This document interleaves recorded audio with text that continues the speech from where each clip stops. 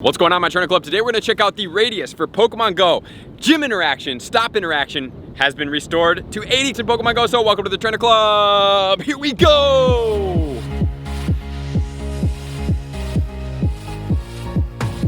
Welcome back, everybody. Let me know in the comments below, are you guys excited about 80 globally being restored to Pokemon Go as what they do quote, which we will check out here in a second, is the base interaction distance for Pokemon Go. So I honestly am so incredibly proud of everybody that participated, that got behind the movement, all the content creators out there that got behind it as well. Fortunately, I was in a Twitter message group chat from 2 years ago, GoFest, and as soon as this happened, I was like, dude, we cannot let this go down. I reached out to everybody in that chat. We started going, we all put together an amazing tweet. Zoe did a great job at formulating it all, and then we all pushed it out at the exact same time in a group global effort that got us trending. In my opinion, we trended #1. I think the twitting trenders are manipulated because Taylor Swift was #1, but the tweets didn't add up as far as popularity goes. We were by far the most tweeted about thing on that day, even when we started moving back down on the list. Our tweet capacity was so much further than everything else. It was only because there's specific categories on Twitter that automatically takes precedence over what's actually popular. And I saw that in full effect during that time frame. But guys, honestly, congratulations. We made it happen. So let's check out this tweet from Pokemon Go. 80 is live right now in Pokemon Go. For anybody out there that's boycotting, that's not playing right now, it's officially live. So feel free to open your game back up because this is what Pokemon Go has said. Trainers, we are looking forward to sharing our plans as of a result of the task force on September 1st, but one thing does not have to wait.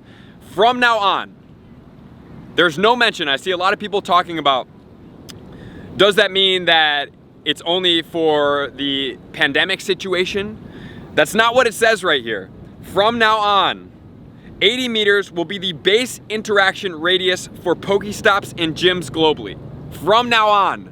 It doesn't say for the time being, which I'm sure that more of the details will come on September 1st. So for everybody out there that's a little bit skeptic based on some of the communication, which I have a slight bit of that to me, but when I'm reading this, and I'm gonna cover something else in here in a second about being a part of that group, I don't think that's the case, to be honest with you guys. Thank you to everyone who made your voices heard.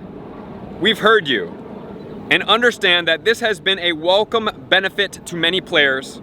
We will share more next week. So guys, I'm just proud of you guys. I'm proud of everybody that took a stand, that everybody did whatever they needed to do, that whether it just be promoting the tweet, retweeting the tweet, commenting on all of our videos, if you chose to boycott, if you chose to go free to play, if you chose to modify your spending, whatever that is, whatever it was to you, whatever input you made, as always, in all the end of my videos, I say likers, commenters, subscribers, Patreon members, everybody who takes their support, subscription, and participation to the next level in whatever facet that be. This case scenario, exactly the same. For everybody that took that to the next level in whatever facet it was, I appreciate you guys. Congratulations. We officially have made enough of an impact that we've had multiple calls with multiple different areas of multiple different people, all with NIANTIC about this. And fortunately, I was able to be one of them. I was recruited on part of the, which is kind of interesting to me, but the facts are that we made it in there. Not based on the YouTube channel, but based on having the second petition that ended up getting added into the first petition. The guys at change.org actually emailed out to me and they're like, how did you get so many signatures in such a short amount of time?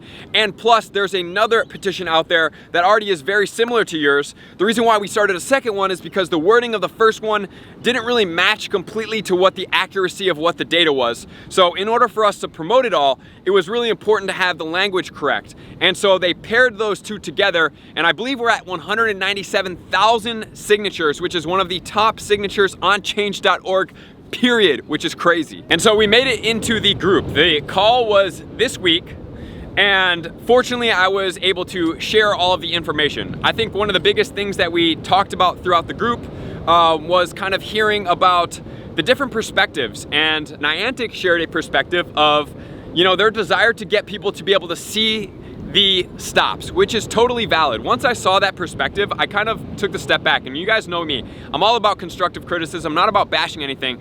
And they showed a picture of what 40 looks like from a point of interaction, And then 80, and it's massively different, and I totally get that. And when then it was transferred for me to be able to speak, I spoke about how important efficiency is in Pokemon Go, how players' voices are very important, and I harped on the difference between how, as you guys have heard me before, talking about games that survive and games that die. Games that survive, such as Call of Duty, that have, you know, kind of transcended multiple different time frames, and games that have died, such as Halo, that where the developers didn't really base their game successfully around what actually works. Not only that, I focused around talking about additive and subtractive type of games. I truly believe the reason Pokemon Go works so well is because it is an additive game that you can take with you as you journey and travel. It is not a, hey, you know, I want to go and play Call of Duty, I need to like sit in my room for an hour and I can't do anything else because there's no way for me to do anything else. And I think that's what truly makes Pokemon Go special. I think that's what makes it so popular to date and continue to gain popularity. And the only missing piece here has been the communication between what actually works from a player standpoint and what the developers think as their ideologies, right? So let's just be real that the non-communication between the two are probably the biggest hindrance in improving Pokemon Go. And I think that after that call, there was great people on the call. Overall, extremely nice, well put together, well thought out from NIANTIC's point of view. And then the player base, people that were contributing did a really good job at eliciting what is going to be working best going forward. And I think that that mutual understanding, even to the effect of understanding that there has been a lot of communication issues as well, conveying what is going on and everything like that. So I can't really speak about everything, but you know, that's kind of the general census of what went on in the meeting. And I think that after that entirety, I don't believe that I was the first round. I think we were one of the last rounds, and there was multiple other rounds before. So with probably like 20 plus people on each of the calls, they really got a sense for like what actually works in Pokemon Go. And I personally lobbied that it would be really beneficial to have, I said myself, but somebody from the community, that when changes are going to be implemented into the game, that I suggested that they bounce those ideas off of, use me as the example, me, and I can tell them how the community is going to react to said change. I think we have a pretty good understanding, you know, with our channel growth, with how many people follow us, how many tips, you know, we have and everything like that, that like, we understand the community. I've been in multiple different places all around the world, and we kind of understand like what people are looking for, the people that actually play and the people that actually spend money on a consistent basis. And so I think that they may be receptive towards that in the future. I can't guarantee that, but I did lobby for that. I made it known. I made it known that I would be more than welcoming to that type of interaction, that I'm here for everything that they need. And, you know, I absolutely love Pokemon Go. That's why I do this. The reason I started a YouTube channel is because I love the community. I love the game. I love how it interacts with the environment. I just everything about it. I thought is such an additive part of a life, as opposed to like what I used to do, where it was like console gaming, where it's like, hey, you know, from 6 to 7, I'm gonna not do anything. I'm gonna sit in my room and I'm play this game. Ever since Pokemon Go has happened, like, I've seriously, in the past 5 years, probably played like 10 hours over 5 years of video games, when it maybe used to be like an hour to 2 per week, right? And you think about that, that's, you know, 50 to 100 hours per year. And then you times that by 5, if it was 100 hours, we're looking at 500 hours, and now we're talking about 10 total in 5 years, which is crazy to think about. So that's the general gist of it. I think that they actually heard us this time. The Hear Us NIANTIC campaign was a huge success in getting the attention and really putting our voices and, you know, the boots of the players. Great job from the Lord Up podcast for putting that into perspective as they did in the meeting. Man, it was incredible. The points that were made, the understanding that was there, the communication, it truly felt like what I think that NIANTIC and Pokemon Go community could have going forward. And as of right now, 80 kilometers is there. Let me know in the comments below. Are you guys excited? Are you skeptical? What is your feelings right now?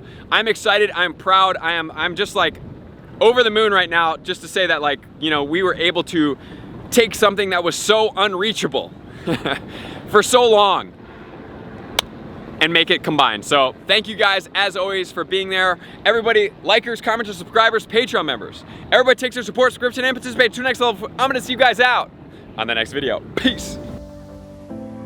I want to take this time to thank everybody who supports me in every facet. It means the world to me, and an extra special thank you to all my Patreons. I greatly appreciate the extra support to continue to allow me to pursue Pokemon Go full time, allowing me to create my daily video uploads in the most timely fashion for everyone's benefit. Plus, I get the amazing experience of sharing my creative processes behind the scenes and raiding all around the globe with select upper tiers. Thank you everybody for being a part of the Trainer Club. You all mean the absolute world to me, and I will see you guys out on the next video.